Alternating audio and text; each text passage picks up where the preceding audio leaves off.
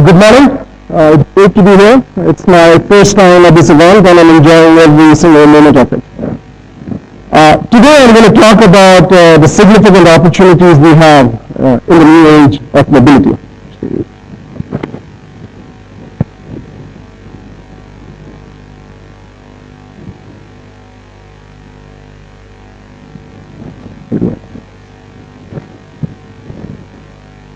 Okay, my presentation is not moving forward.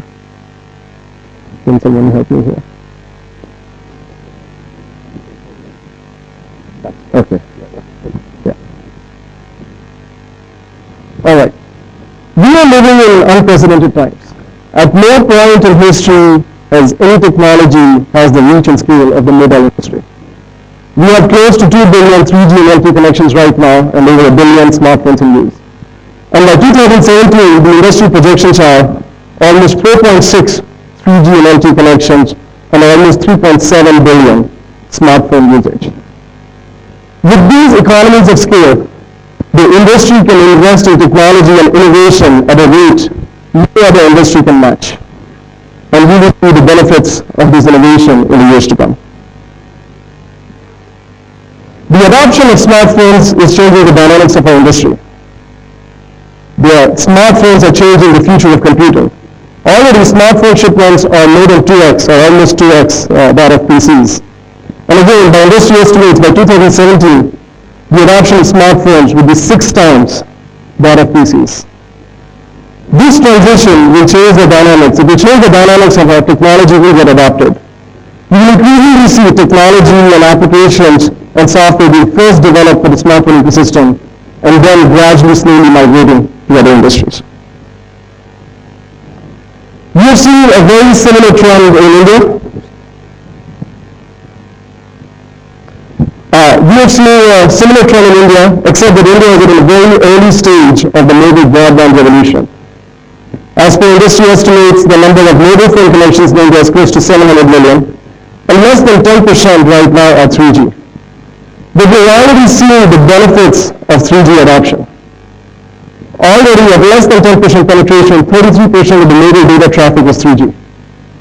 The average monthly 3G data consumption is almost 4 times the data consumptions on 2G phones. And the telecom industry and operators are seeing these statistics and are beginning to invest more and more in the 3G network.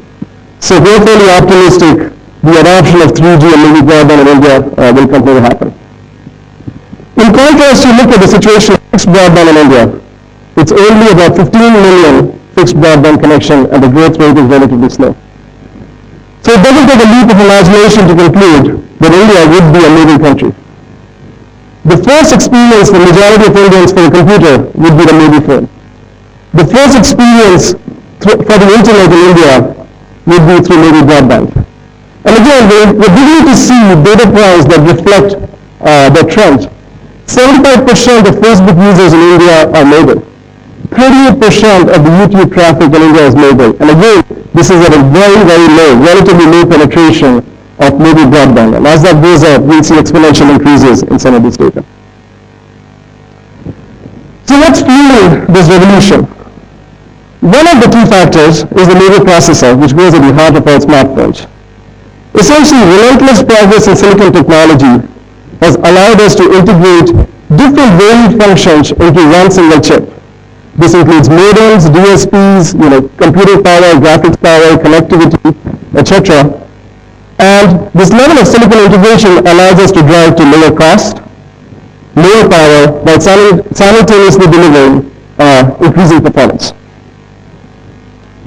So just as an example, I'll give you an instance of a Snapdragon 800 chip, which is already commercially available in many smartphones that are selling right now. This one single piece of silicon, let me tell you what it integrates. It integrates a quad-core CPU, 2.3 GHz each. It integrates an Adreno GPU that delivers console-quality graphics. It integrates all forms of connectivity that you can think of, 3G, 2G, CDMA, wideband CDMA, LTE, LTE Advanced, Wi-Fi, Bluetooth, FM, all of those are integrated. It integrates Ultra HD video capture and digital scan. It has a camera ISP image signal processing unit which supports up to 21 megapixel camera. It supports 2K displays, and it supports position location, amongst other things. So essentially, a person carrying a smartphone with a chip like this has the compute power of close to a laptop, has the graphics and gaming power of that of a console quality game, has full connectivity across no matter where he is and what kind of connectivity he has. It supports a home entertainment quality surround sound, a camera similar to a high-end digital SLR, a display similar to a 50 and 60-inch Ultra HD display in the market, and obviously other functions such as position location. The convergence of all of these technologies into one platform can completely transform the way we use this technology.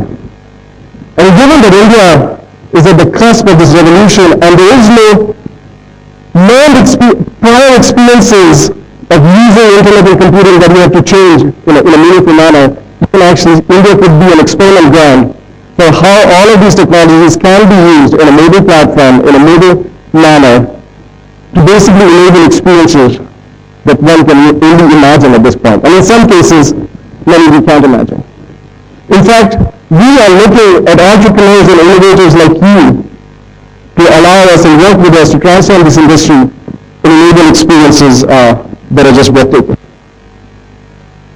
We strongly believe that 3G and LTE and full connectivity experience is going to be the basis of this experience. Full connectivity is going to be important with a mobile platform, whether it's smartphones or tablets.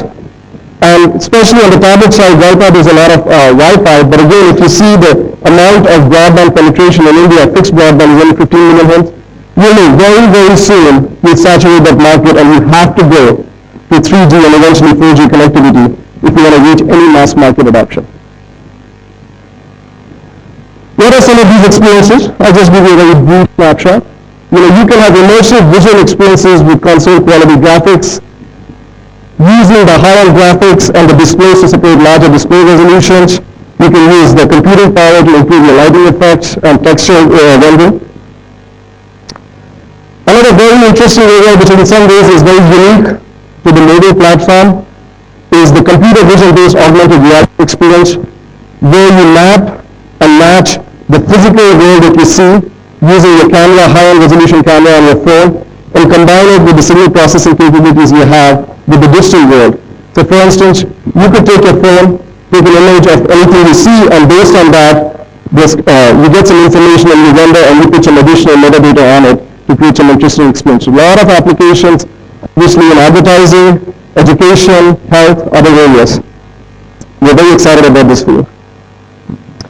And clearly there are multiple use cases emerging with the convergence of the compute power and the multimedia and the connectivity that a mobile platform provides. It's computer vision, it's gesture recognition, mobile financial transactions, medical applications, computational photography. The list is endless. In fact, it's only now that you have a high-end camera with the compute power of a laptop in a person's hand, right? And you can only imagine what people can do with that kind of combination. As I mentioned, the mobile platform is going to outstrip the PC and other device categories, and it's becoming the new architecture approach. What I mean by the new architecture approach is that the same chipset and software and the operating system that is being developed for the mobile platform, given the amount of investment that's going in that platform is being adopted almost as is in other categories. Smart TVs are a classic example, where the same chip that is powering a smartphone is now powering a high-end smart TV, and the same apps ecosystem converges over there. Obviously, every device category will have slightly different innovations in areas you want to focus on. Consumers are demanding the always-on, always connected, all-day battery life and low-power experience of a mobile platform. Developers are leveraging the economies of scale of the mobile platform to address other markets.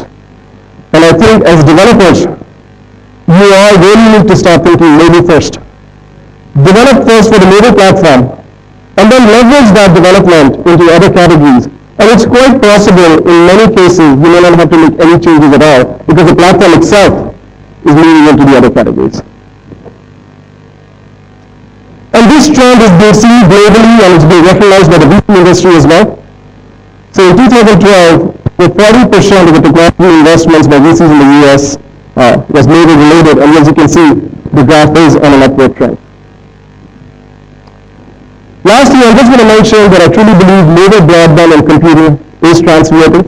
There are two parallel worlds. There's a physical world, like roads, hospitals, schools, banks, and then there's a digital world with broadband, mobile health, education. In India, because of the poor presence of the fixed broadband infrastructure, it's quite obvious to see that it will be mobile broadband and the mobile infrastructure that's going to drive the digital economy. Also in India, because of the poor infrastructure we have and the rate of growth of infrastructure unfortunately is not matching up to our expectations, I think mobile technology and mobile infrastructure has an opportunity to leapfrog and actually in some ways overcompensate the deficiencies of this infrastructure in areas such as mobile health, mobile commerce, mobile education.